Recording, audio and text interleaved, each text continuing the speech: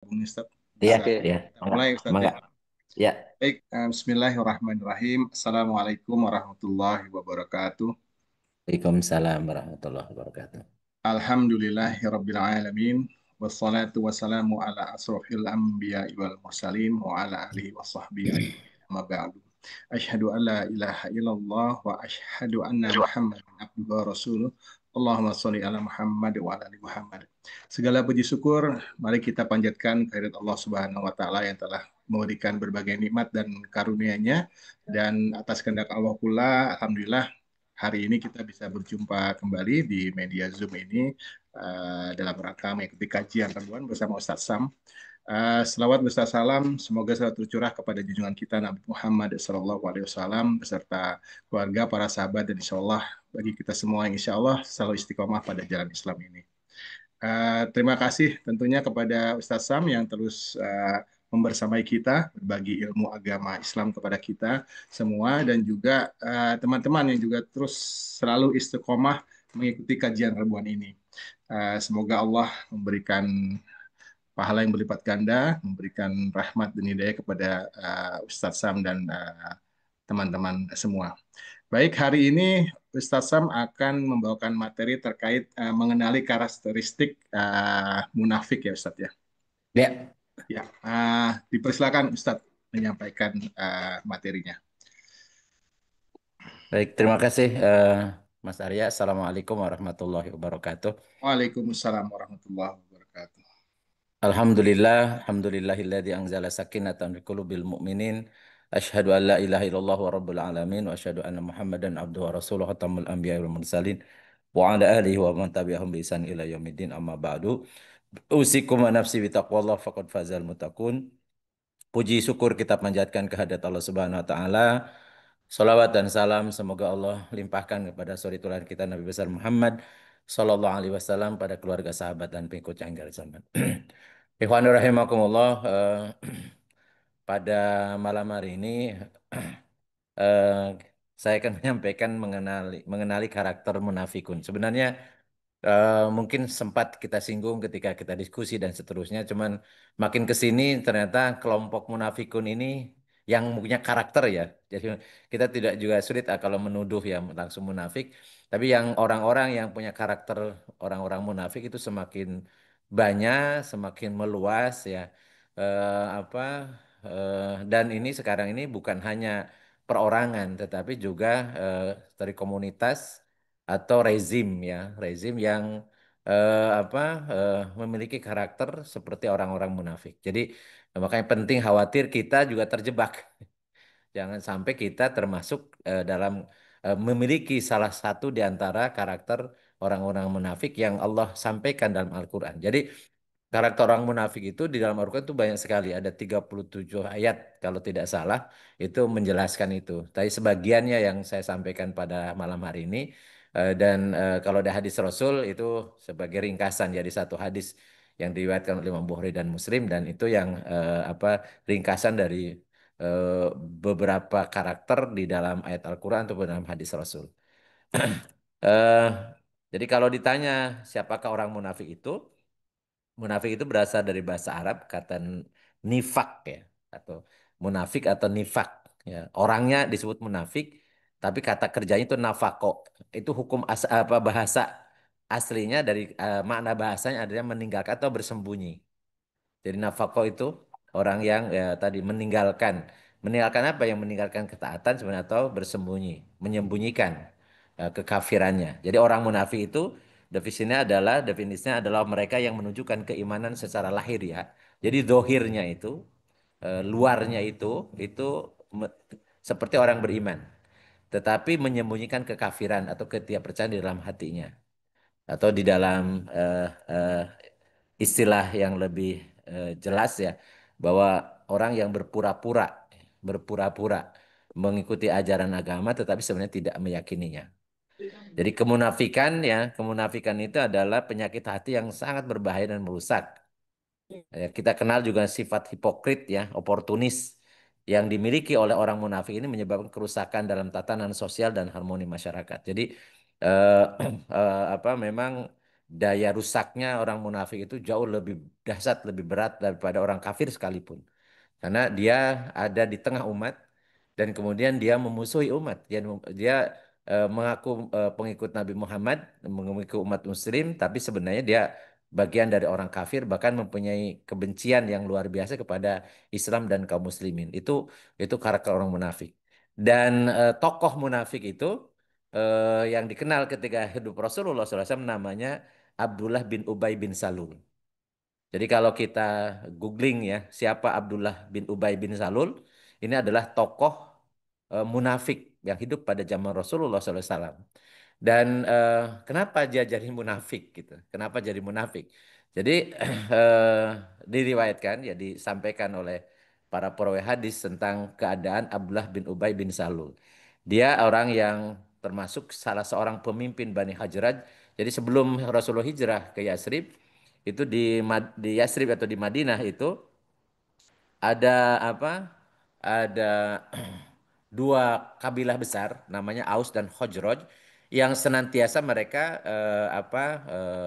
kalau sekarang tawuran gitu ya. Jadi tawuran perang kabilah, perang antar kabilah karena saling saling bersaing untuk mencari pengaruh ya yang bisa dominan menguasai Madinah.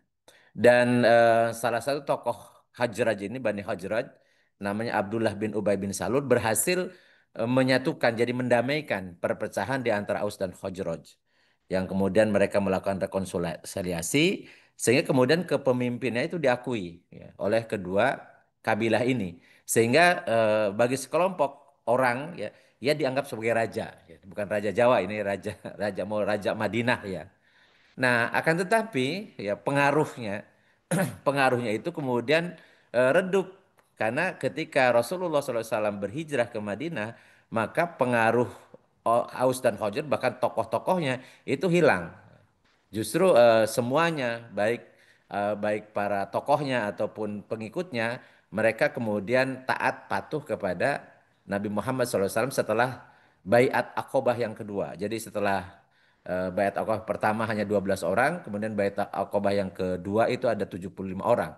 Itu dari pembesar-pembesar Aus dan Khazraj yang kemudian menyerahkan kekuasaan kepada Rasul sehingga ketika Rasulullah berhijrah, maka Rasulullah SAW secara definitif menjadi pemimpin Madinah yang kemudian menyatukan seluruh umat Islam bahkan yang non Muslim pun yang menjadi penduduk kota Madinah itu disatukan dalam kepemimpinan Rasulullah termasuk di situ ada tiga kabilah besar Yahudi ada Bani Nadir, ada Bani Qainuqa, ada Bani Quraidah.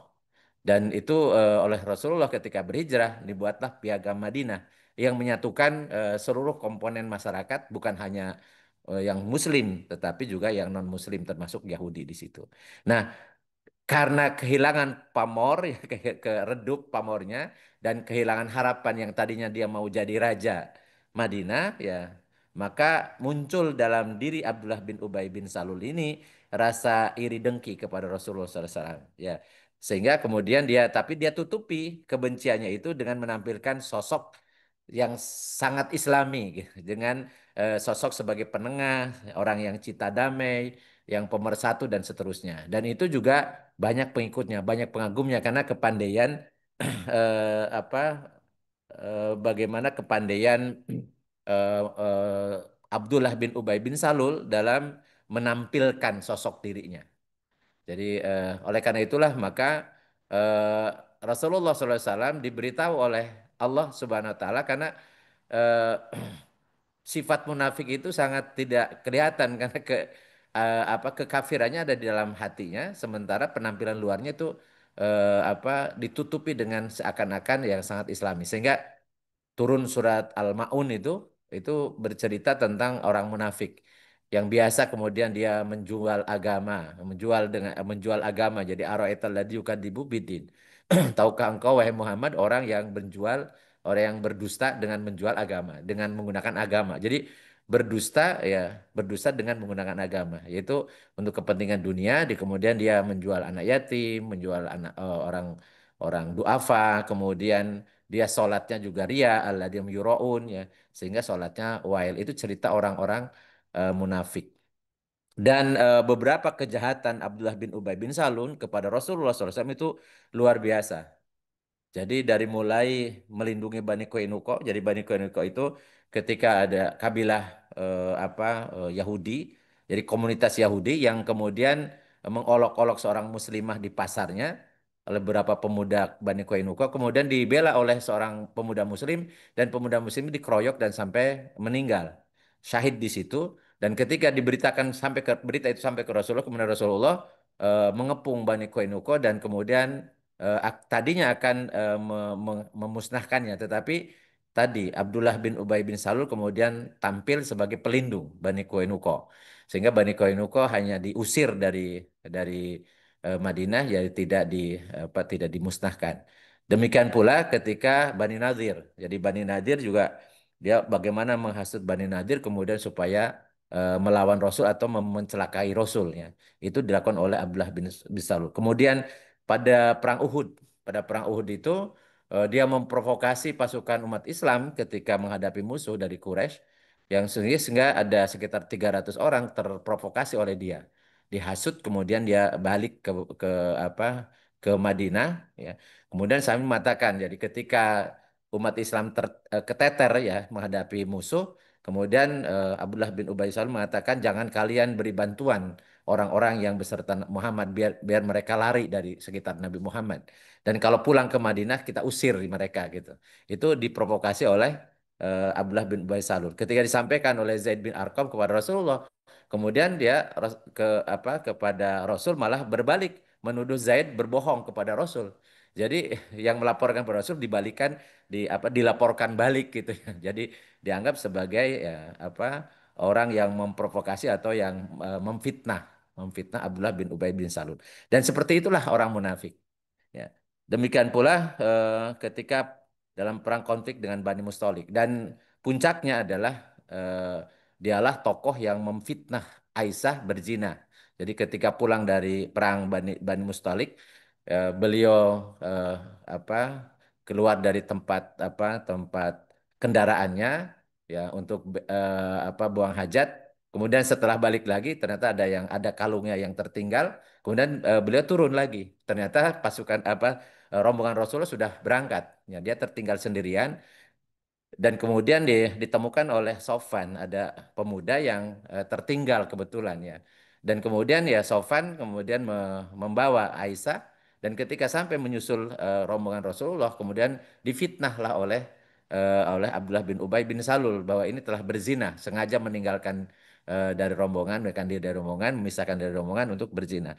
Dan itu mengguncang ya kondisi Madinah Rasulullah dan juga Abu Bakar As-Siddiq ya yang sangat terpukul dengan tuduhan itu yang kemudian dijelaskan oleh Allah turun ayat Al-Quran bahwa itu semuanya fitnah yang dilakukan oleh orang-orang munafik. Jadi kejahatannya itu luar biasa sehingga eh, dijadikan menjadi asbabun nuzul dari ayat-ayat Al-Quran terkait dengan orang munafik. Nah, tetapi ketika meninggal Abdullah bin Ubay bin Salul itu punya anak beliau 9 orang. Jadi dia itu punya anak 9 orang. Salah satunya namanya Hubab tadinya. Tapi kata Rasulullah Hubab itu nama setan ganti. Makanya namanya diganti jadi Abdullah bin Ubay bin Salul. Dan ini sahabat yang sangat dekat dengan Rasul. Kemudian ketika meninggal Abdullah bin Ubay bin Salul bapaknya, kemudian Abdullah ini meminta kepada Rasul untuk diberikan gamis. Jadi gamis beliau untuk jadi kain kafannya. Jadi ini yang menjadi dasar kenapa sering kain ihram jadi kafan misalnya karena ada contoh Rasulullah memberikan eh, apa eh, eh, gamis beliau untuk menjadi kain kafan bagi Abdullah bin Ubay bin Salul. Kemudian Abdullah juga meminta agar Rasulullah menyolatkannya. Dan ternyata Rasulullah mau menyolatkannya itu. Karena secara zahirnya ya Abdullah bin Ubay bin Salul ini orang Muslim. Bahkan tadi tutur katanya macam-macam itu seperti yang sangat kuat Islamnya gitu. Tetapi hatinya itu sangat busuk, sangat kotor, sangat membenci, sangat dengki kepada Rasulullah SAW. Dan ketika akan menyolatkan kemudian ditarik oleh Umar bin Khattab. Umar mengatakan, ya Rasulullah bukankah Allah melarang engkau untuk menyolatkan orang munafik? Kemudian tapi kata Rasulullah SAW di dalam surat At-Taubah itu jadi asbabun nuzul surat At-Taubah ayat 80 bahwa Allah telah memberikan pilihan kepadaku astagfir lahum aw lam tastagfir lahum wa ing tastagfir lahum sab'ina maratan lam yaghfirullah lahum. Jadi apakah engkau meminta ampunan kepada bagi mereka atau tidak meminta ampunan untuk mereka sama saja. Kalau ataupun engkau meminta ampun untuk mereka 70 kali, Allah tidak akan mengampuni dosa mereka. Jadi Rasul mengatakan Allah memberikan pilihan, maka aku kemudian menyolatkan. Nah, tetapi setelah selesai menyolatkan turun ayat surat At-Taubah ayat 84. Jadi Rasulullah dilarang menyolatkan orang munafik selama-lamanya. Jadi jadi yang disampaikan oleh Umar benar dibetulkan oleh Allah. Jadi tapi itu sudah selesai setelah Rasulullah menyolatkan Abdullah bin Ubay bin Salul. Jadi begitu sulitnya Rasulullah memutuskan menghadapi orang munafik karena pinternya mereka bersilat lidah, pinternya mereka menipu, pinternya mereka merekayasa dan seterusnya.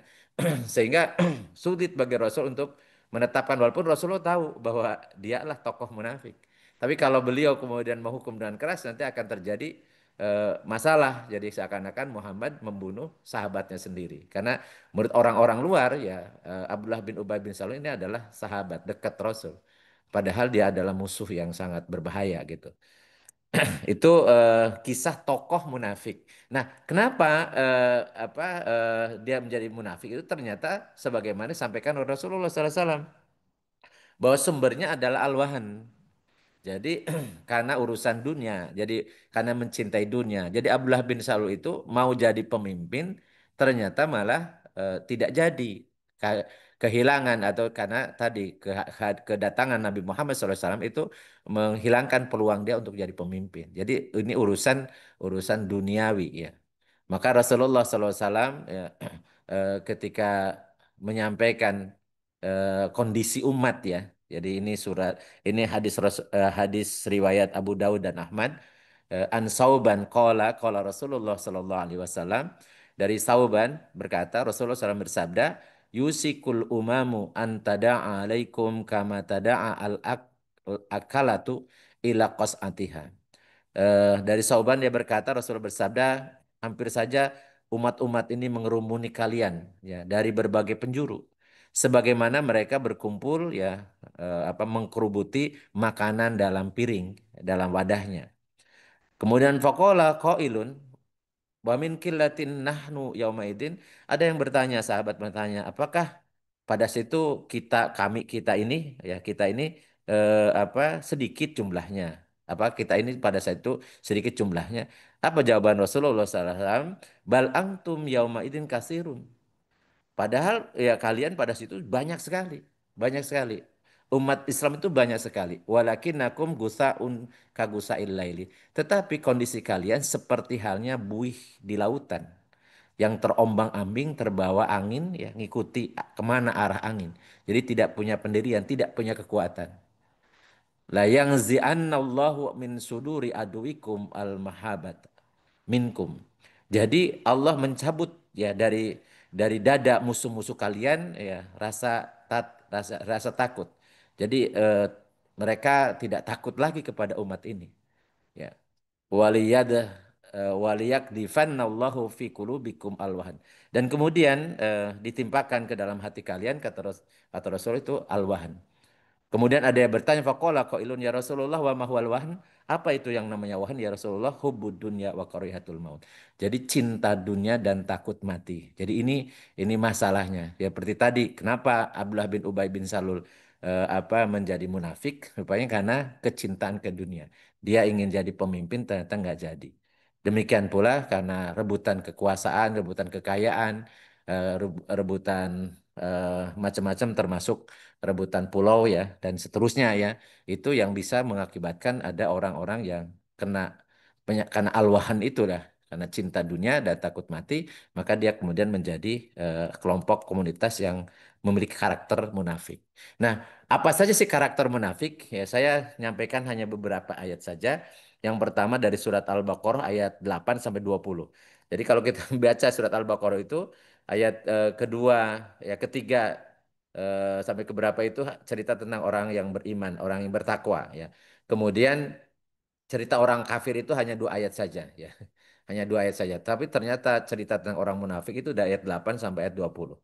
Ya, di antaranya pertama ya orang munafik itu tidak beriman kepada Allah dan hari akhir. Makanya mereka menghalalkan segala karena tidak yakin ada akhirat, tidak yakin juga kepada Allah.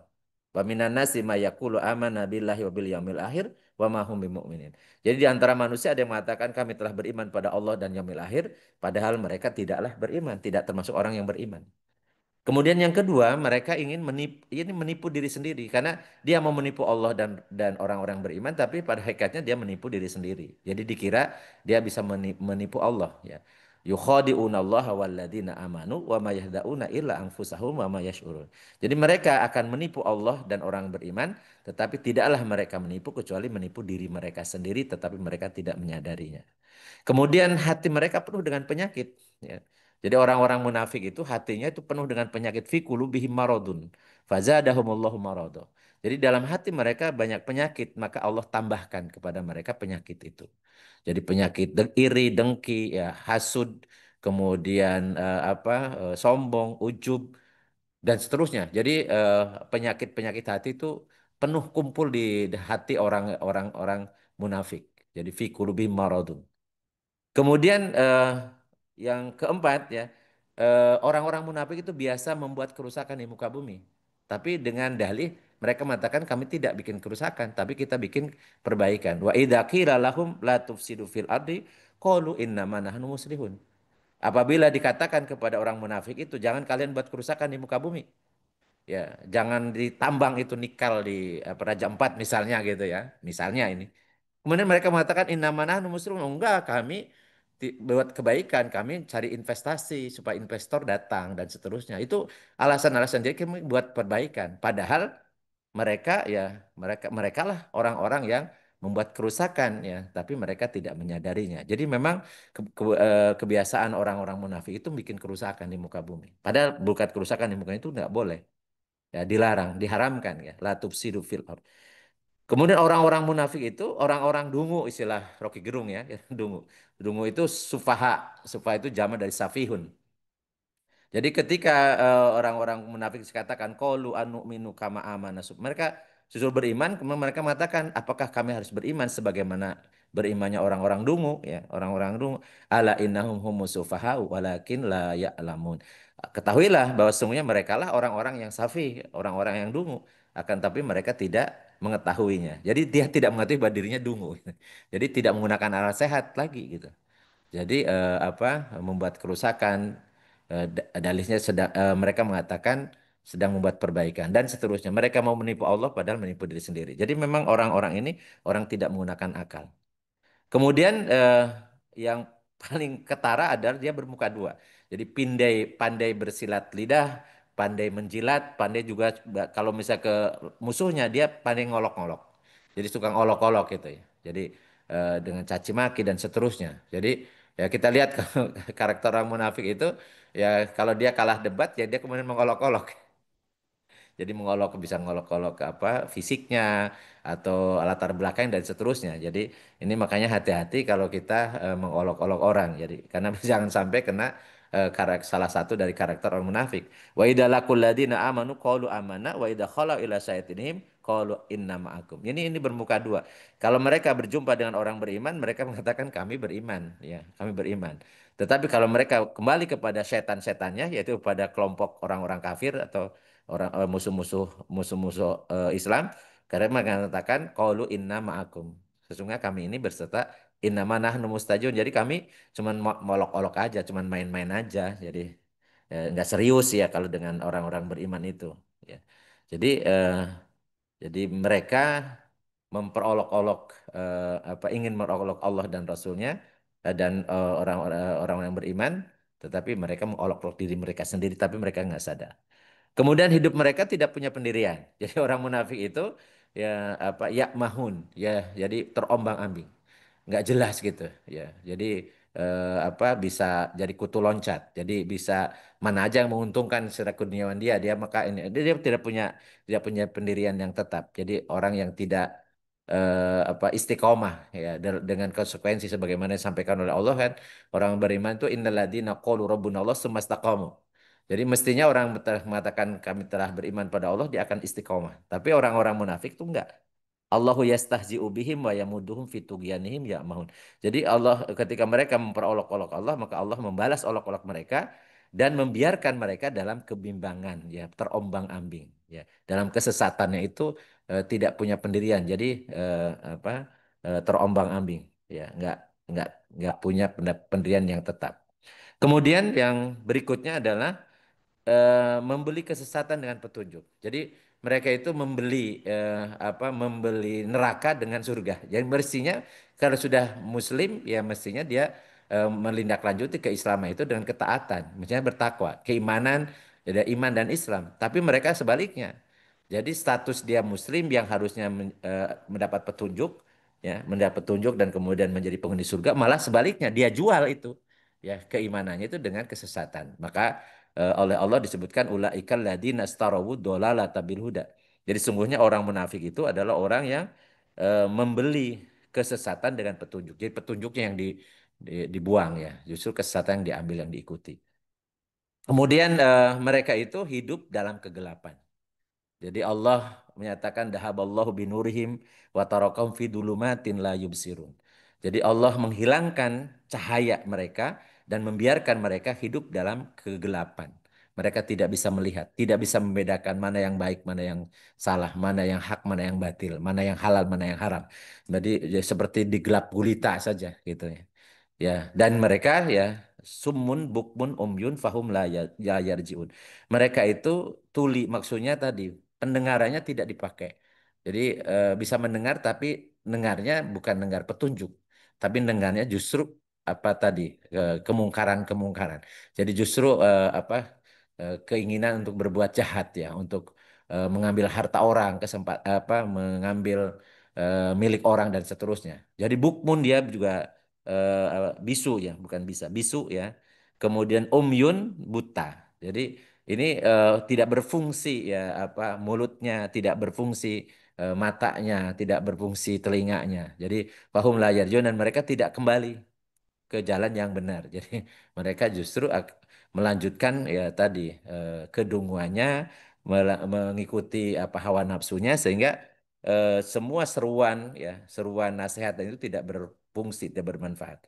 Dan mereka itu sebenarnya orang-orang yang takut mati. Yaj'aluna asabi'ahum fi adanihim minas sawa'iqi hadaral maut. Jadi mereka kenapa dia menutup telinganya macam tidak mau mendengar itu karena mereka seperti orang yang takut mati. Karena mereka takut mati. Makanya mereka ngumpulin harta itu dikiranya dengan hartanya itu akan kekal. Jadi makanya dia biasa melakukan humazah lumazah ya. Alladzi jama'a amalan wa addadah yasabu anna malahu ahlada. Ya, jadi mereka biasa mengumpat, mencela, mencaci, dan mereka mengumpul-ngumpul harta di jama amalan, mengumpul-ngumpul harta wa ada dan hitung-hitung, jadi takut rugi ya, ya rugi. Jadi kalau bisa sampai tujuh turunan ya. Dan kemudian mereka menganggap ya sabu annamalahu ahlada. Dia mengira bahwa dengan hartanya hidupnya kekal. Kala, enggak seperti itu. Ya, enggak seperti itu. Nah, itu dari ayat ya surat Al-Baqarah ya, cerita tentang karakter orang munafik. Nah, ada beberapa ayat di ayat yang lain yang saya cantumkan di sana hanya 4 saja tambahannya. Yang pertama, orang-orang munafik itu malas ibadah dan juga kalau kalau ibadahnya ria. Jadi surat An-Nisa ayat 120 142. Innal munafiqina yukhadi'unallaha wa hum khadi'uhum. Wa idza qamu ila sholati qamu kusala. Yura'unal nasa wala yadhkurunallaha illa qalila. Orang sungguhnya orang munafik itu mau menipu Allah. Padahal ya wahwa khadi'uhum, tapi Allah kemudian malah menipu mereka. Jadi berbalik. Apabila mereka berdiri untuk sholat, maka mereka berdirinya kusala, berisinya malas. Malas. Jadi mereka semangat itu kalau dilihat orang. Karena yuraun. Jadi mereka alladzina hum yuraun. Jadi kalau ada banyak orang dia semangat tuh. Ya, semangat. Tapi kalau tidak kelihatan sama orang-orang, yang dia nggak malas, nggak datang. Maka kata Rasulullah, siapa yang sholat isya dan sholat subuh berjamaah di masjid, Karena dulu kan nggak ada listrik ya. Kalau Isya sama subuh itu gelap, nggak kelihatan. Nah kata Rasulullah, siapa yang hadir sholat jamaah berjamaah di masjid Isya dan subuh, maka dia bukan orang munafik. Karena orang munafik itu malas hadir subuh atau Isya karena tidak kelihatan orang. Nah, tentunya kita tidak boleh kemudian menurut orang yang tidak berjamaah kemudian disebut munafik. Enggak, ini karakter orang munafik. Jadi apa? Malas kalau suruh sholat ya, malas suruh sholat. Makanya sholatnya pun wailul lil musallin alladzina hum ang sholatihim sahun alladzina hum yuraun. Jadi celaka ya, wail celakalah orang yang sholat itu orang-orang yang atas sholatnya kepada sholat itu sahun. Sahun itu maksudnya jiwanya nggak ikut sholat. Ya, cuman kenapa alladzina hum yuraun? Karena mereka orang-orang yang ria. Jadi kalau ataupun sholat ingin dilihat bahwa dia orang yang muslim yang taat. Padahal hatinya enggak. Dia cuma hanya ria saja. Nah kemudian orang munafik itu dalam surat Al-Munafikun ayat 1 itu pendusta atau pembohong. Innal munafikina lakadzibun. Sungguhnya orang-orang munafik itu lakadzibun pakai lam taukid itu. Sungguh orang-orang yang pendusta. Jadi tukang berbohong. Ya. Kemudian yang dalam surat At-Taubah 67 orang munafik itu baik laki atau perempuan itu mengajaknya kepada yang mungkar ya kemudian mencegah yang ma'ruf. Jadi kebalikannya. Kalau orang beriman itu ya'muruna bil ma'ruf wa yanhauna 'anil munkar. Ini kebalikannya. Ya'muruna bil munkar wa yanhauna 'anil ma'ruf. Jadi kebalikan dari orang-orang beriman, orang bertakwa. Al munafikuna wal munafiqatu ba'duhum min ba'din ya'muruna bil munkar wa yanhauna 'anil ma'ruf wa yakbiduna aydiyahum nasullaha fanasiyahum innal munafiqina humul fasikun. Jadi orang munafik itu juga fasik. Orang-orang munafik laki-laki dan orang munafik perempuan satu sama lain saling membantu, saling menolong. Untuk apa? Untuk mengajak kepada perbuatan munkar dan mencegah dari perbuatan ma'ruf. Dan mereka menggenggam tangannya, maksudnya bakhil. Untuk yang ma'ruf, untuk yang baik itu bakhil banget. Tapi kalau untuk yang munkar, mereka sangat mensponsori atau dermawan untuk kemungkaran. Tapi dan mereka melupakan Allah, maka Allah pun melupakan mereka. Sesungguhnya orang munafik itu adalah mereka orang-orang fasik. Kemudian yang dalam surat ini surat At-Taubah ayat 67 dan dalam surat Al-Munafikun ayat 2, jadi orang-orang munafik itu biasa sumpah palsu ya, dan suka menghalang-halangi dari jalan Allah. Ittakhadu aimanahum junnatan fasaddu ang sabilillah.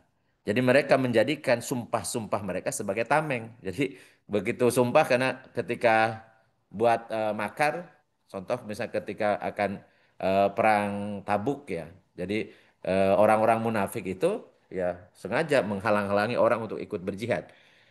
Tapi begitu diklarifikasi setelah pulang dari Tabuk, Rasulullah mengecek satu-satu, mereka bersumpah. Dan sumpah itu melindungi mereka dari sanksi dari Rasul. Kecuali ada 3 orang yang beriman, nggak bisa berbohong dia. Karena masih orang beriman, bukan orang munafik. Artinya kena sanksi oleh Rasul, tidak atau di sanksi sosial, tidak diajak bicara selama 40 hari. Tapi orang munafik karena dia bersumpah, artinya dia bebas. Tapi ingat bahwa bebas itu di dunia. Di akhirat pasti mereka akan mendapatkan sanksi. Dan Rasulullah SAW dalam hadis riwayat Bukhari dan Muslim ya hadis sahih disebutkan bahwa ayatul munafiki salasun. Tanda ya tanda orang munafik itu ada 3. Idza haddasa kadzaba, apabila berbicara berdusta, wa idza wa'ada akhlafa, kalau apabila dia berjanji tidak menepatinya, wa idza tu'mina khana, apabila diberikan amanah dia berkhianat. Nah, dan balasannya mengerikan sekali orang munafik itu. Yang dalam surat At-Taubah 68, wa'adallahu al-munafiqina wal munafiqati wal kuffara naro jahannam khalidina fiha. Dan Allah menjanjikan kepada orang munafik laki-laki dan munafik perempuan dan orang kafir itu neraka jahanam khalidina fiha. Jadi kekal selama-lamanya. Jadi kalau kekal selama-lamanya berarti memang orang munafik itu digolongkan menjadi orang kafir. Jadi sama dengan orang kafir. Bahkan di depan lebih dahulu daripada orang kafir. Makanya Allah menjanjikan kepada orang munafik laki-laki munafik perempuan dan orang kafir. Orang kafir neraka jahanam khalidina fiha, kekal selama-lamanya. Hiya hasbuhum dan itu ya balasan itu cukup bagi mereka. Wala anahumullahu dan Allah melaknat mereka. Walahum adzabum mukim dan mereka mendapatkan siksaan yang kekal, yakni mukim, yang menetap ya. Menetap. Jadi bahkan menetap selama-lamanya dalam siksaan neraka jahanam. Bahkan di dalam surat An-Nisa ayat 145, orang munafik itu innal munafikina fidarkil asfali minan nar walan tajida lahum nasiro. Sungguh orang-orang munafik itu ditempatkan pada tingkatan yang paling bawah dari neraka jahanam. Jadi di bawah orang-orang kafir sekalipun. Dan eh, dan walan tajida lahum nasiro, dan kamu tidak akan mendapati seorang penolong pun bagi mereka. Jadi maksudnya orang munafik itu tidak akan ada yang menolong dia yaumil kiamah. Oleh karena itulah maka berhati-hatilah jangan sampai kita tertipu oleh munafik, barang munafik, dan tentunya jangan sampai kita eh, apa terpapar ya salah satu dari karakter orang-orang munafik.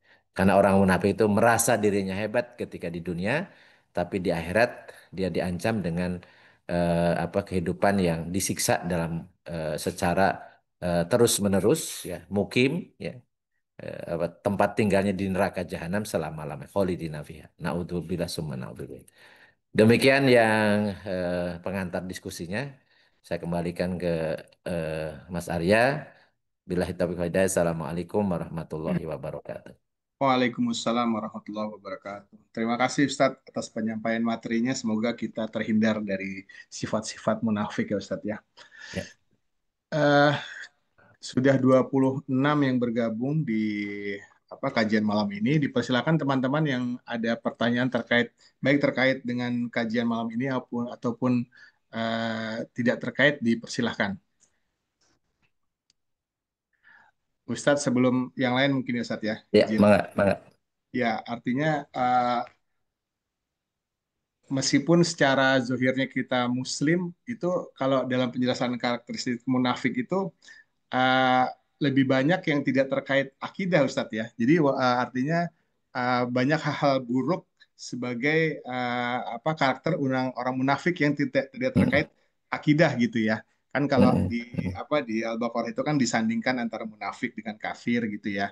Iya, Eh, mm, itu jadi uh, seperti apa Ustadz penjelasannya gitu ya? Kita Muslim iya, tapi kita banyak banyak kalau kita punya banyak karakteristik di luar yang di luar terkait akidah gitu ya. Itu kita bisa juga disebut orang munafik gitu Ustadz. Maksud iya, dalam arti amaliyah mungkin gitu ya Ustadz, iya, bukan akidah gitu ya Ustadz ya. iya. Jadi gini, orang munafik itu kan akidah kan di hati ya. Kan Mm-mm. iman itu tasdikut jazm fil kolbi. Jadi keyakinan yang pasti dalam hati. Sehingga kan tidak kelihatan. Yang tahu dia beriman atau tidak diri sendiri. Nah, celakanya orang munafik itu luarnya itu muslim. Dia bersyahadat. Dia ikut sholat. Ya, dia bahkan kalau di keramaian itu dia paling ke depan. Jadi Abdullah bin Ubay bin Salul itu tampil sebagai tadi sebagai kayak juru bicara gitu, kayak juru damai. Jadi kata-katanya juga menawan dan seterusnya. Jadi eh, apa eh, penampilan luarnya itu orang tidak menyangka bahwa dia orang munafik. Ya.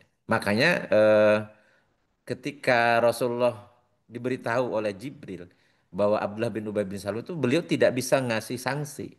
Karena kalau ngasih sanksi, ini sahabat-sahabat yang tidak tahu bahwa itu karakternya dia seperti itu, bahwa dia hatinya itu tidak beriman, jadi batinnya itu tidak muslim gitu. Yang muslim hanya badannya saja, hanya raganya doang.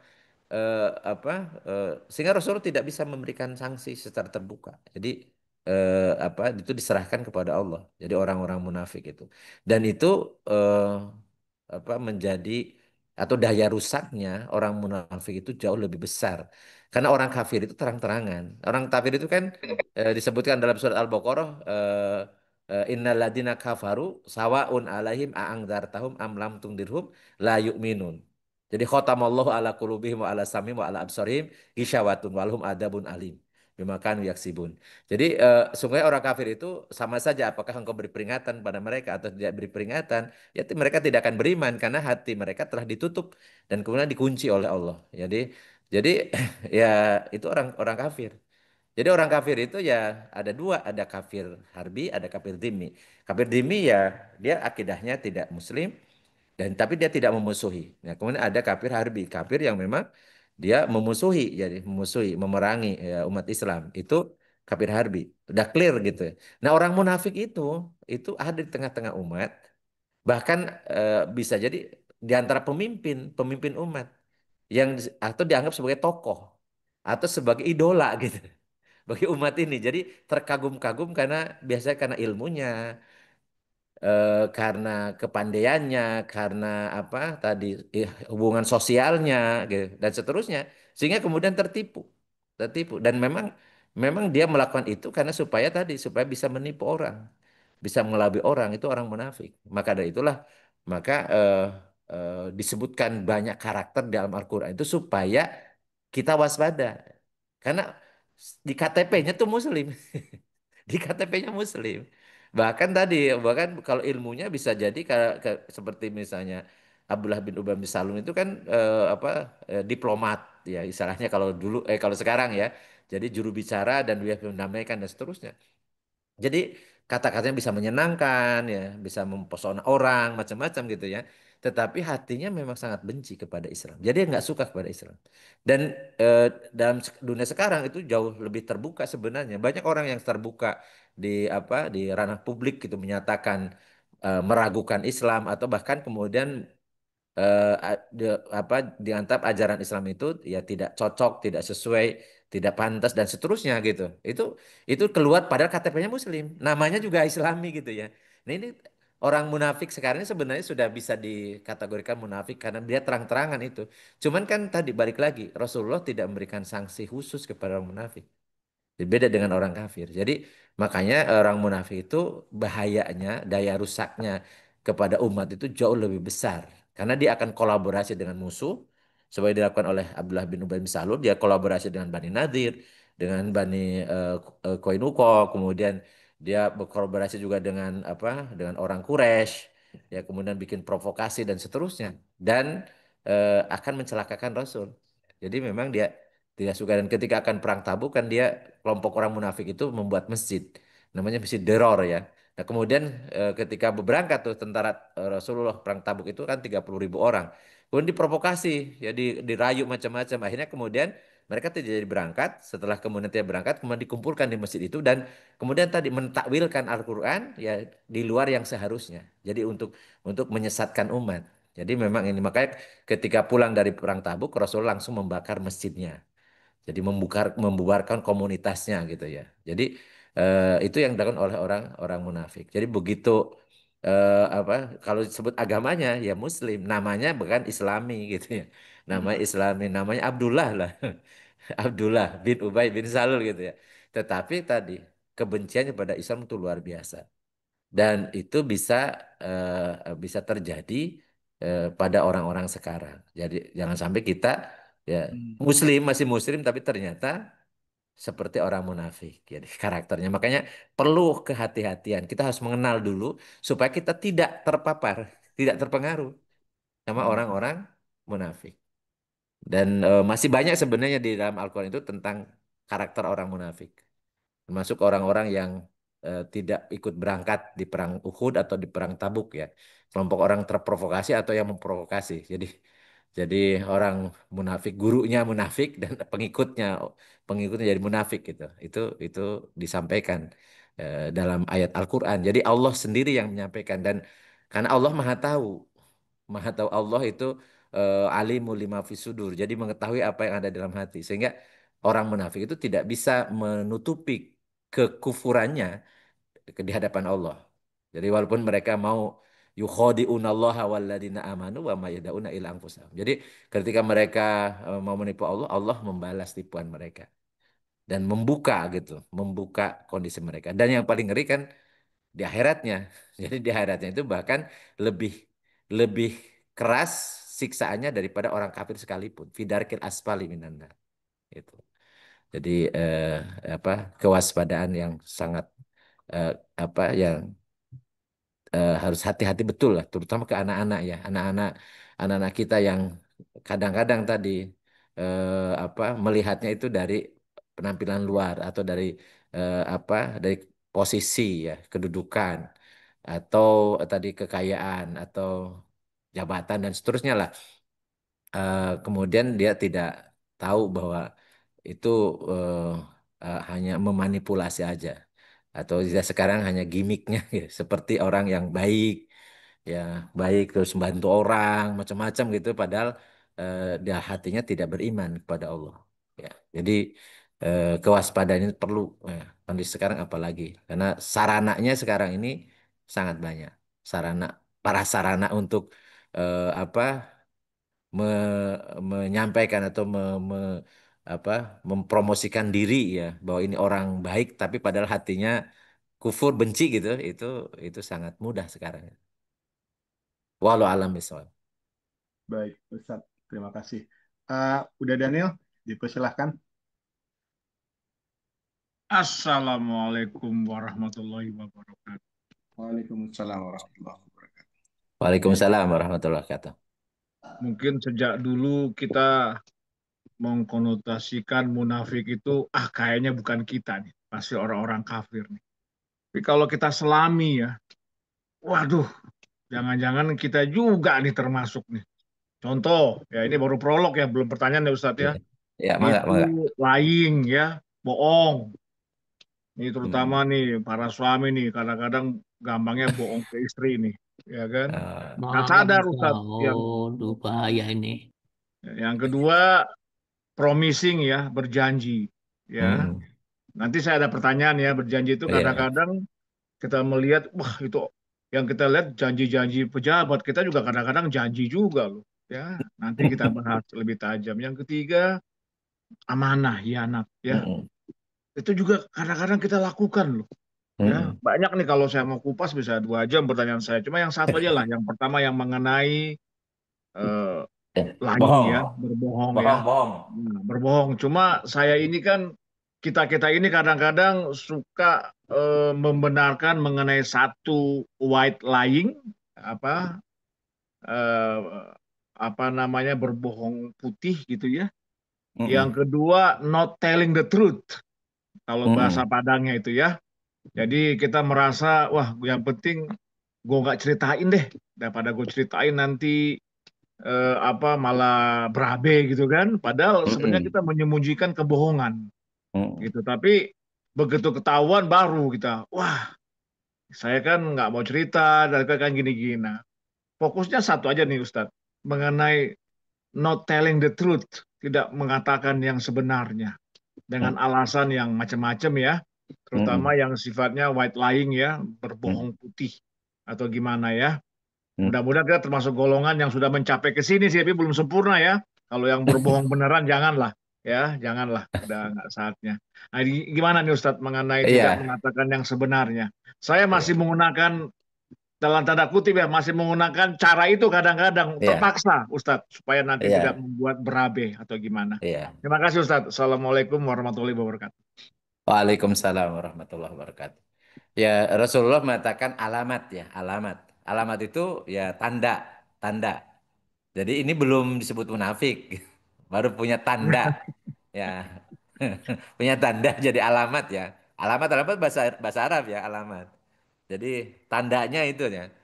Ida haddasa kadzaba wa ida wa'ada ahlafa wa ida tu'mina khona gitu ya. Jadi kalau berbicara bohong, kemudian kalau apa? Kalau berjanji tidak ditepati, kalau kemudian kalau diberikan amanah hianat gitu.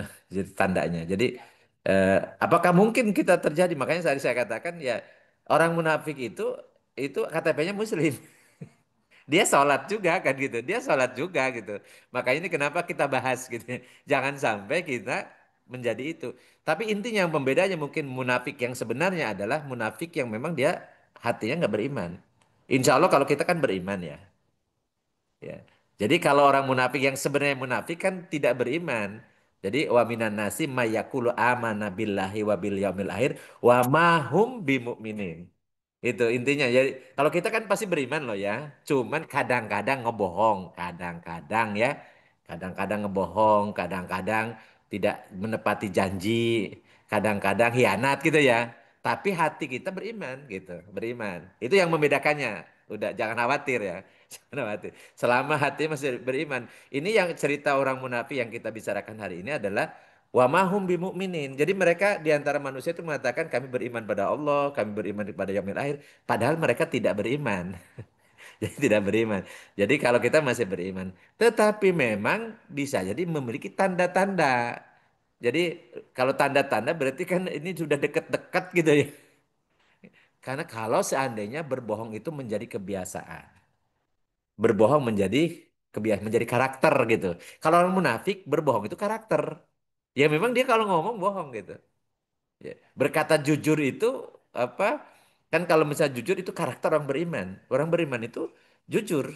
Dan karena dia tahu betul siapa yang berkata jujur, maka jujur itu akan mendatangkan kebaikan. Dan kalau dia menjalankan kebaikan, maka dia akan menuju jalan ke surga.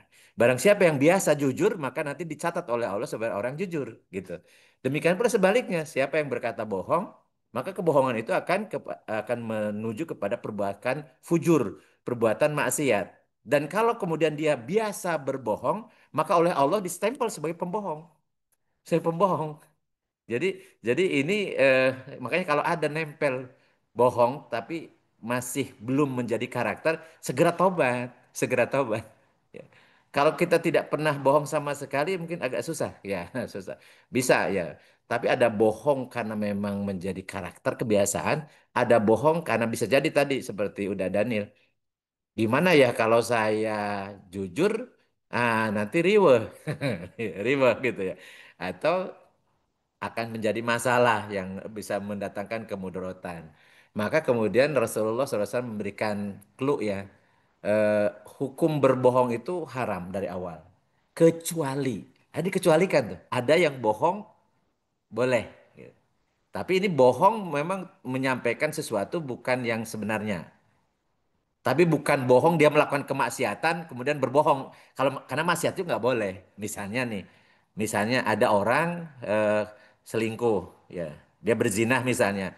Kemudian dia berbohong kepada istrinya bahwa dia tidak selingkuh. Karena selingkuhnya nggak boleh, berzinanya nggak, udah diharamkan. Jadi ditambah lagi ngebohong kayaknya udah double double gitu.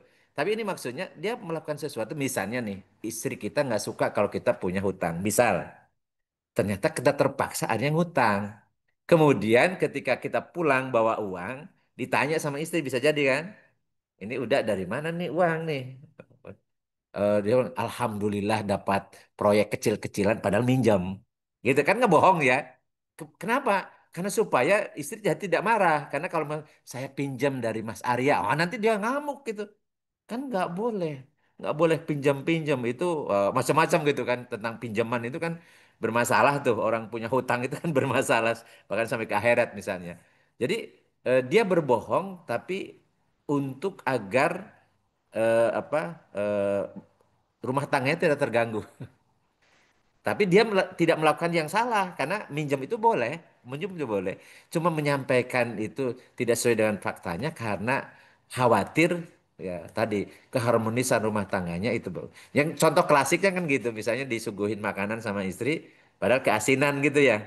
Tapi dia berbohong karena supaya senang istrinya. Enak banget ya, enak banget masakan. Padahal bohong gitu ya. Ya, ya kayak kayak gitu masih ditolerir. Atau misalnya kelihatan sebenarnya penampilan istri kita itu norak gitu ya. Tapi kita mengatakan, ih cantik banget. Karena kalau disebut norak dia marah ya. Udah, udah dandan lama kemudian, ih norak banget tuh dicela gitu. Udah bisa marah banget gitu kan. Maka kemudian kita berpura-pura, ih bagus banget, cakep banget. Dipuji berpura-pura walaupun saya nggak suka. Kalau saya tuh orangnya nggak suka berpura-pura itu the point gitu ya. Tapi kalau itu dilakukan supaya tadi menyenangkan pasangan itu boleh. Jadi ini berbohong tapi tidak melakukan perbuatan dosa gitu ya. Jadi ini menyampaikan sesuatu bukan yang seharusnya. Atau tadi kita melakukan mungkin kita tidak menceritakan. Jadi kita tidak membuka apa yang kita lakukan. Dan itu boleh. Kalau jadi kita menahan informasi tidak terbuka itu untuk menjaga agar tidak terjadi masalah baik itu hubungan suami istri atau keluarga atau masyarakat ya.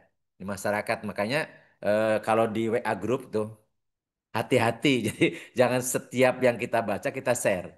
Kita lihat dulu ini komunitasnya kira-kira kalau kita share benar isinya, tetapi kalau itu akan menjadi pro kontra dan menjadi menjadi perdebatan dan bisa rame dan mengganggu keharmonitas hubungan, di komunitas itu jangan dilakukan. Jadi kita kita menutup itu karena mencegah terjadinya masalah gitu. Jadi mencegah terjadinya bahaya atau mudorot gitu ya. Itu dilakukan, dibolehkan. Jadi tidak menyampaikan sesuatu kebenaran apa tidak mengikuti kita tadi sampaikan kebenaran walaupun pahit gitu, tapi dia khawatir justru mudaratnya lebih banyak, kemudian dia keep tidak sampaikan, itu juga diperbolehkan. Karena tadi ada alasan ya syar'inya, ya, termasuk berbohong itu. Jadi insya Allah kalau misalnya tadi ke pasangan kemudian apa bohong tapi tidak maksiat ya, karena yang diharamkan maksiatnya kan diharamkan nggak boleh. Ya. Jadi korupsi misalnya udah korupsi kemudian ngebohong lagi ke istri, ya, uangnya banyak nih. Dari mana? Wah ini alhamdulillah ini dapat rezeki, ya, macam-macam gitu. Padahal korupsi gitu ya. Udah karena korupsinya nggak boleh, korupsinya diharamkan sehingga udah ngebohong ya, ya apalagi udah tambah lagi ngebohong. Ya. Jadi yang dibolehkan bohong itu bohong yang tidak maksiat, yang itu karena punya latar belakang keinginan untuk membahagiakan atau untuk tidak terjadi masalah, tidak terjadi ya husumat ya di tengah masyarakat atau hubungan suami istri. Insya Allah yang seperti itu tadi. Tapi tetap bohong itu hukum asalnya kan nggak boleh. Tapi jangan menjadi kebiasaan. Jadi kebiasaan, ingat juga kebiasaan ngebohong ke anak anak kecil juga nggak boleh. Jadi kalau cuma misalnya untuk supaya anak itu tidak mau ikut, misalnya atau tidak rewel, kemudian kita ngebohong, ngebohong, dan itu akan seakan-akan kita mengajari kebohongan kepada anak. Ya, jadi jangan ikut deh. Ini apa? Bapakmu ini mau ke rumah sakit, padahal mau ke pasar. Ternyata begitu pulang bawa belanjaan, loh, eh, Bapak habis dari pasar bukan? Oh enggak, ini tadi. Padahal nggak ke rumah sakit. Nah ini akhirnya kemudian anak itu menyimak ternyata bapak ibunya biasa ngebohong. Artinya jadilah kemudian dia membiasakan diri berbohong juga. Jangan, itu bisa jadi karakter munafik. Jadi dia dibiasakan. Tapi harus bohong yang memang dibolehkan. Atau bohong misalnya kepada musuh, yaitu nggak boleh jujur kalau ke musuh akan membahayakan pasukan muslim misalnya, ya. Atau berbohong dalam menamaikan dua orang sahabat muslim yang sedang bermasalah, berseteru.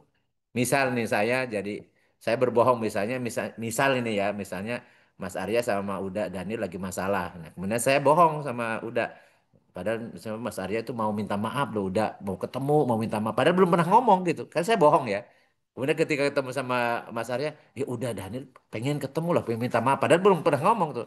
Maka begitu dengan saya berbohong kepada kedua orang ini, ketika temu ya, ternyata mereka, oh kan udah pernah ngomong sama Ustadz Sam itu. Jadi kemudian mereka akur, jadi berbohong untuk mendamaikan dua orang muslim yang sedang berseteru, itu juga dibolehkan.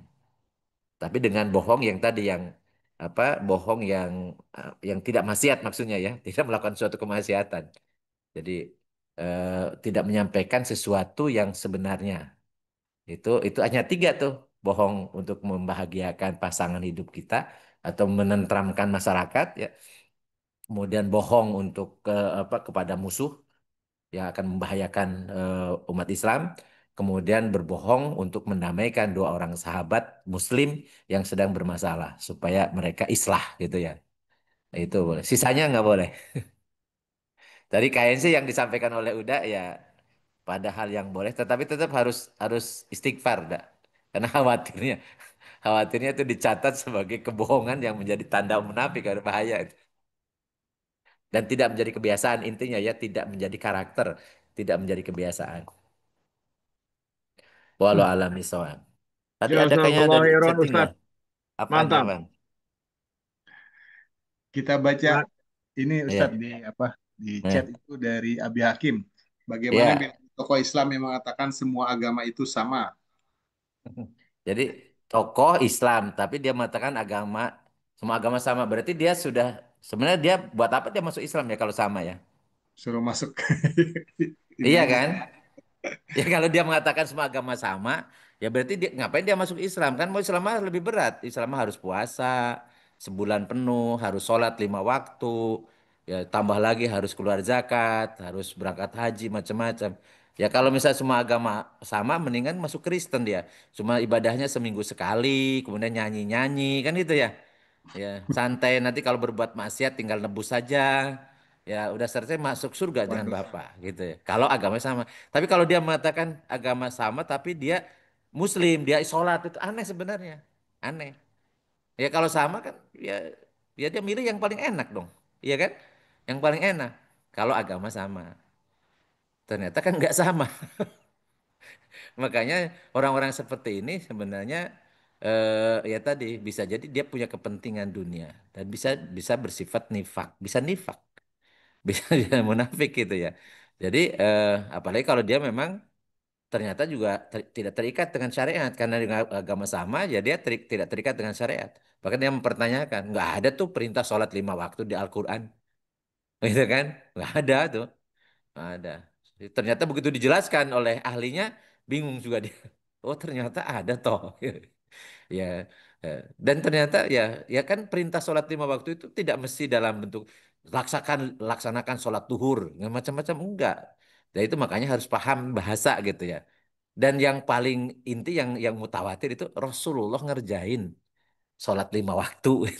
Jadi Rasulullah ngerjain dan dilihat oleh para sahabat dan para sahabat ikut sholat berjamaah sholat 5 waktu tuh di Masjid Nabawi itu lebih dari perintah yang tercantum dalam Al-Quran karena dikerjakan, dicontohkan oleh Rasul. Karena fungsi Rasul itu kan melaksanakan perintah Allah kan gitu ya. Ketika dilaksanakan dan itu disebutkan wajib dan waktunya itu zuhur, asar, maghrib, isya sama subuh itu walaupun tidak tercantum pun di dalam Al-Quran secara tekstual itu sudah cukup dengan apa yang dilakukan oleh Rasul. Cuman kan mereka itu karena memang tidak beriman kan gitu, tidak beriman makanya kemudian ya, ada aja alasannya. Eh, Macam-macam termasuk ini masalah hilafiah dan seterusnya padahal nggak ada hubungan dengan hilafiah. Nah balik lagi tadi memang orang munafik itu ya tadi penampilannya ya Islam bahkan bisa jadi tokoh ya tokoh ya ya seperti Abdullah bin Ubay bin Salul kan tokoh Hojroj dan ketika masuk Islam dia paling depan itu dia tadi membela Bani Nadir membela Bani Quraisyah itu seakan-akan lebih hebat apa ya lebih lebih santun daripada Rasul. Jadi dia karena tadi justru kenapa dia jadi munafik karena ya apa tersingkirkan pengaruhnya ketika Rasulullah berhijrah ke Madinah. Karena urusan tadi urusan gengsi, urusan duniawi, urusan kekuasaan dan seterusnya. Dan itu sumber kemunafikan. Dan makanya tidak aneh kalau kita melihat ya ketika orang mengejar jabatan, kemudian dia jalat sana jilat sini, kemudian jadi kutu loncat macam-macam karena urusan dunia dan kemudian dia berubah menjadi orang munafik, karakternya di karakter munafik, ya itu ya karena ada contohnya juga dulu ya ketika Rasul hidup pun ada tokoh munafik dan menjadi asbabun nuzul ayat-ayat atau hadis Rasulullah, asbabun nuzul hadis Rasulullah yang sangat banyak kisah-kisah tentang orang-orang munafik dan bahayanya dari apa munafik itu terhadap umat Islam itu. Makanya umat Islam itu harus sangat waspada kepada sepak terjang orang-orang munafik. Jadi memang harus lebih ya, lebih ketat lagi. Ya. Apalagi sekarang media masanya itu mass media itu mudah ya. Jadi ketika medsosnya ini bisa untuk bisa menggoyahkan kondisi umat itu gampang. Jadi dibikin alat TikTok macam-macam gitu ya. Ya.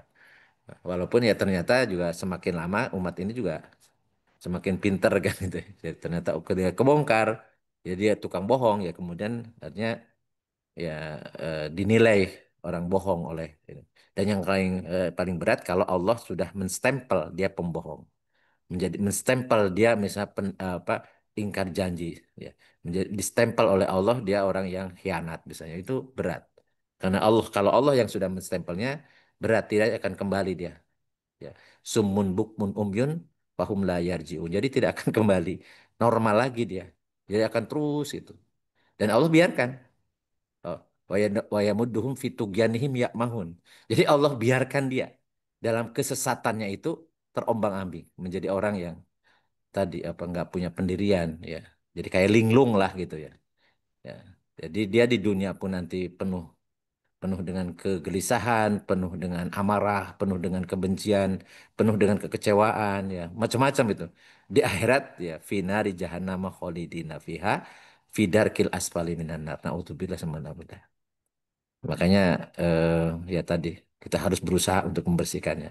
Jadi kalau tadi pertanyaannya, kalau ada tokoh agama, mau siapapun, kalau dia menyamakan agama sama itu aneh, aneh bin ajaib, aneh bin ajaib. Apalagi dia mengatakan tokoh agama.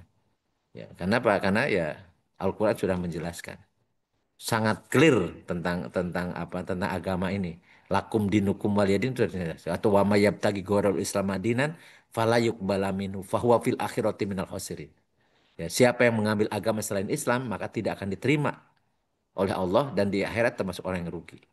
Innal ladina kafaru min ahlil kitabi wal musyrikina fi nari jahannam khalidina fiha. Sesungguhnya orang-orang kafir itu terdiri dari ahlul kitab, Yahudi dan Nasrani dan orang-orang musyrik. Musyrik itu Hindu, Buddha, Konghucu dan seterusnya, ya. Itu ada di akhirat itu fi nari jahannam khalidina fiha. Itu ayat Al-Qur'an. Jadi kalau ada ahli agama tapi tidak bisa membaca ayat yang jelas-jelas itu di surat-surat pendek di juz amma pun nggak ngerti, bukan tokoh agama lah, bukan orang yang ngerti agama gitu ya. Ya, jadi orang yang apa tadi, orang membungkus badannya seakan-akan ahli agama tetapi hatinya kosong ya. Ya tidak paham agama, ya tidak beriman gitu.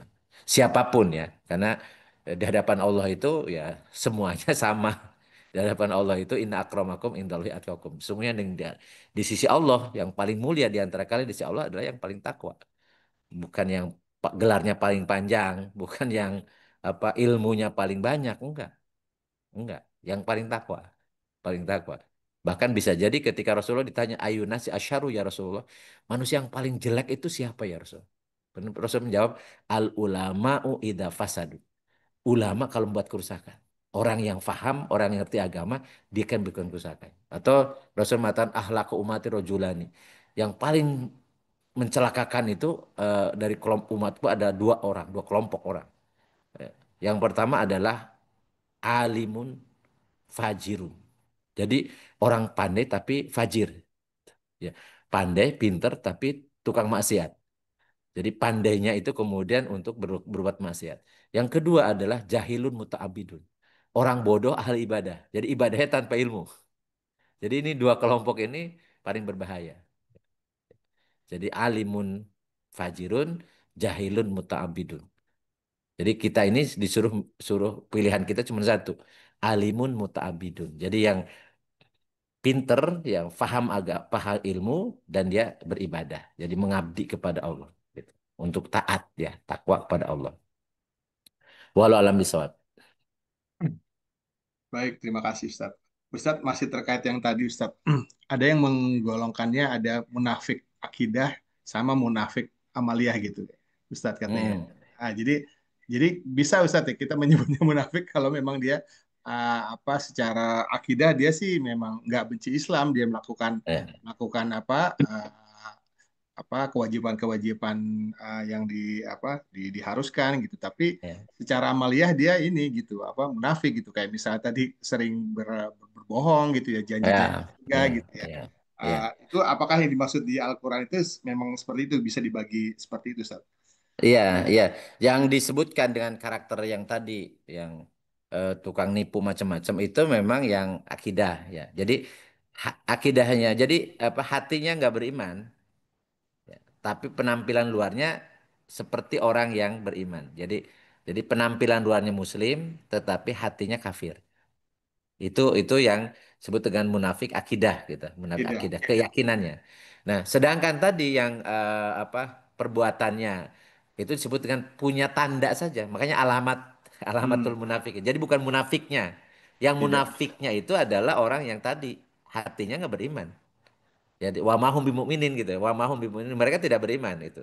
Dan itu distempel oleh Allah tidak beriman. Jadi mereka mengaku beriman pada Allah padahal mereka tidak beriman. Jadi, tapi kalau misalnya tadi dia melakukan perbuatan yang sebagian dari tanda orang munafik, karakter munafik, kita tidak bisa mengkategorikan mereka langsung munafik. tetapi orang yang punya tanda-tanda munafik. Dan pasti tanda-tanda atau tanda-tanda kemunafikan itu dosa. Ya, seperti Hmm. misalnya berbohong itu kan haram, gitu. Kemudian tidak menepati janji juga nggak boleh, ya, diharamkan. Kemudian khianat apalagi kan gitu ya. Jadi sebenarnya yang tanda-tanda munafik itu adalah kemaksiatan. Jadi bisa jadi orang karena hubud dunia, jadi kemudian dia masih beriman, masih Ya. beriman. Tetapi nanti digamilkan gini, di akhirat itu ya di dalam surat Waqiah ya, wa kuntum azwajan salasah. Ya, kalian nanti menjadi tiga kelompok di akhirat nih, di padang mahsyar dibagi tiga kelompok. Fashabul maimanah tima ashabul maimanah. Yang pertama golongan kanan, alangkah mulianya golongan kanan. Washabul masyamati ma ashabul masyamah. Kemudian golongan kiri, alangkah celakanya golongan kiri. Wasabiquna sabiquna ulaikal muqarrabun fi jannatin naim. Dan orang yang terdahulu ya masuk Islam dan orang yang dekat kepada Allah. Ya. As-sabiquna sabiqun, ulaikal muqarrabun. Itu di dalam surga yang penuh dengan kenikmatan. Jadi ada tiga kelompok, ada orang pertama mukmin, yang kedua kafir, yang ketiga mukminunal muttaqun. Nah, ini tiga ini hasil seleksi kalau istilah seleksi. Seleksi pertama adalah dengan iman. Ketika disaudarakan dengan iman, nah orang-orang yang beriman itu disebut golongan kanan, ashabul maimanah.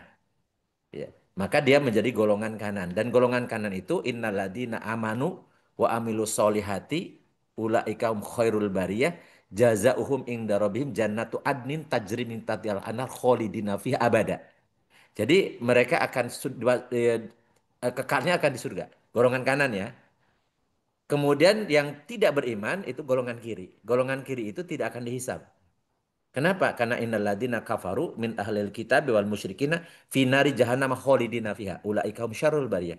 Jadi orang kafir itu terdiri dari orang ahli kitab dan orang-orang musyrik itu berada dalam neraka selama-lamanya. Kalau neraka selamanya nggak usah dihisab, langsung digiring masuk masuk ke neraka gitu.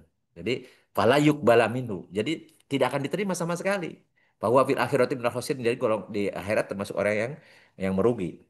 Nah, lalu kemudian yang asabikun ini siapa? Nah, di antara golongan orang yang beriman, maka kemudian Allah menyampaikan dalam surat Al-Ankabut, asiban nasu ayat ayat roku ayakul amana wahum la yuftanun.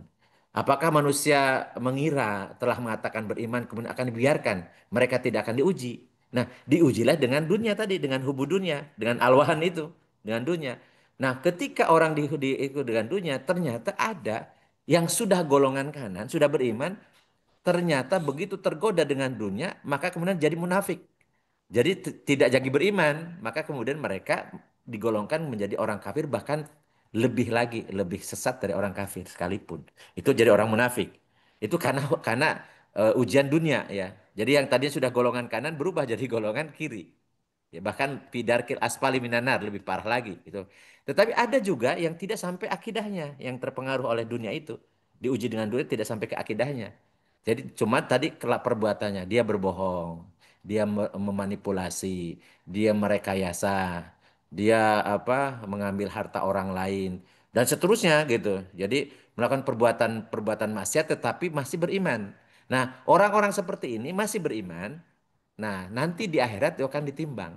Fa amma man sakulat mawazinuhu fahuwa fi isyati radiyah. Jadi orang yang golongan kanan ini bukan berarti tidak punya dosa, ada dosanya.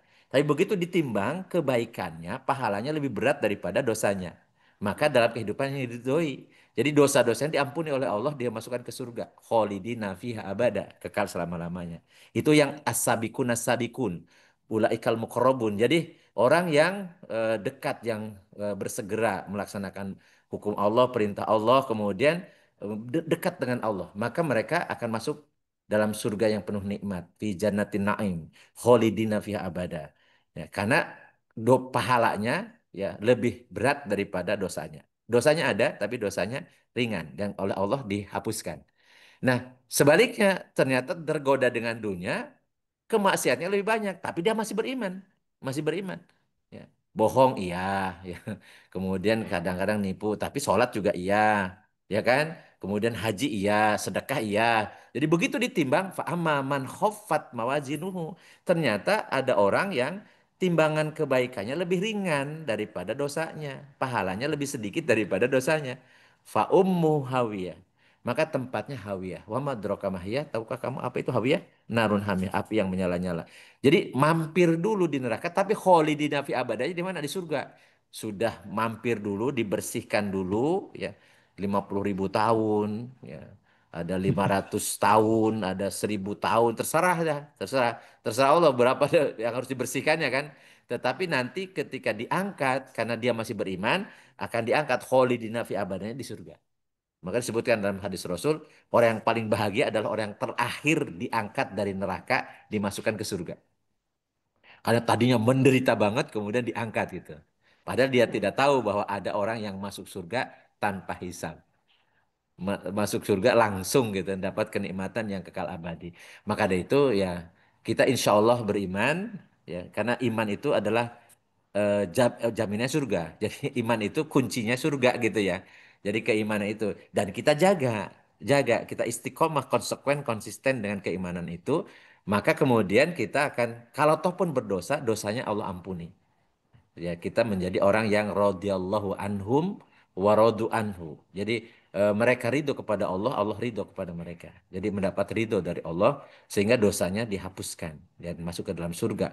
Karena kita masuk ke surga itu tergantung Allah ridho atau tidak. Jadi ada keriduan Allah saja. Makanya motivasi kita adalah agar hidup kita diridhoi oleh Allah. Dan karena penentuan itu di akhir hidup, ya atau sebut khotimahnya gitu, maka jangan sekali-kali melakukan kemaksiatan yang akan mendatangkan murka Allah. Karena bisa jadi ketika dia melakukan kemaksiatan, murka Allah datang ke dia, ajal juga tiba. Ini celaka luar biasa ya. Naudzubillah summa naudzubillah. Kita inginnya kalau kalau ataupun ajal tiba, ingat ajal itu kan penyebab kematian ya, cuma satu-satunya itu ajal tiba ketika kita taat. Ketika kita taat sehingga kita jadi husnul khotimah. Dan supaya itu terjadi kita harus istiqomah. Makanya dalam surat Fusilat ayat 30, innalladzina qalu rabbunallahu summastaqamu tatanazzalu alaihimul malaikatu alla takhafu wa la tahzanu wa absyiru bil jannati allati kuntum tu'adun. Sesungguhnya orang mengatakan Tuhan kami adalah Allah kemudian istiqomah. Istiqomah, dia konsekuen, konsisten dengan keimanan itu, menjaga imannya jangan sampai hilang ya. Kemudian ketaatannya dengan ketaatan itu dan ketaatannya, ketakwaannya, maka turun malaikat. Kemudian akan membisikkan kepada hati, kepada kolbu orang-orang yang istiqomah taat ini, Allah takhafu wa la tahzanu.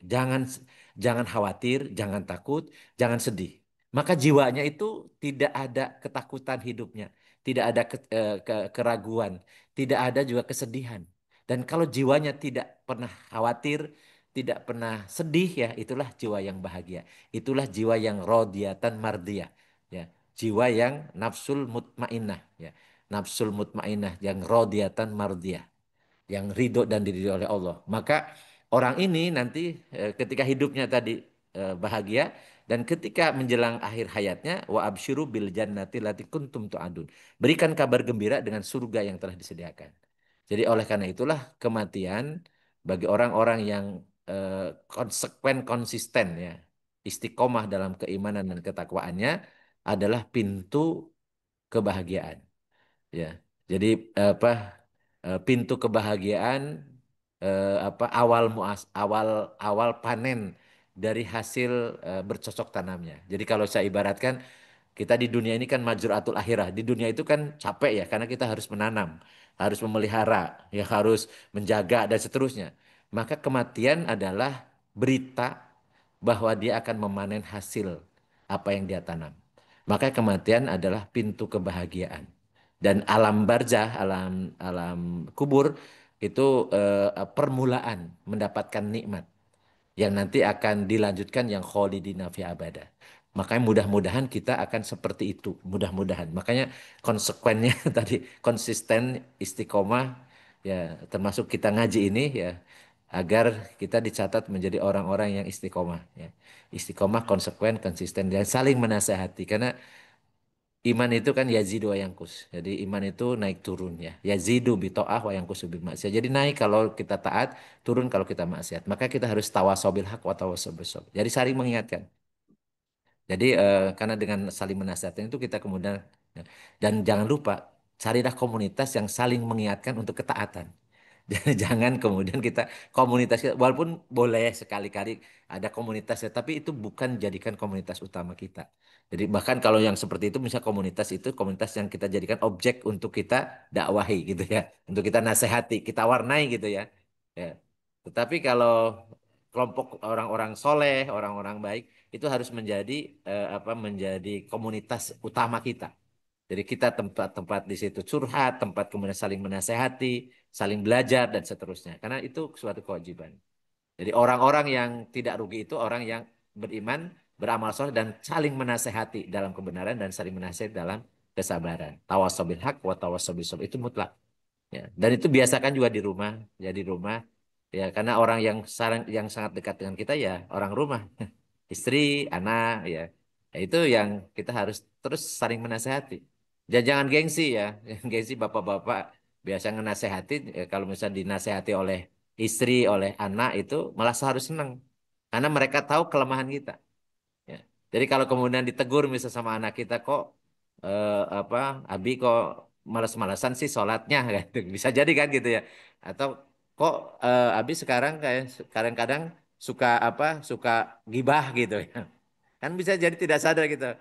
Atau apa kok sekarang sering kali mencela, mencaci dan seterusnya dan seterusnya. Ya itu kita harus terima. Kalau itu misalnya nasihat itu untuk kebaikan. Karena kadang-kadang kita tidak sadar ya karena pengaruh ya, pengaruh media massa atau apa kemudian muncul itu. Hal-hal yang sebenarnya tidak kita boleh lakukan kita lakukan.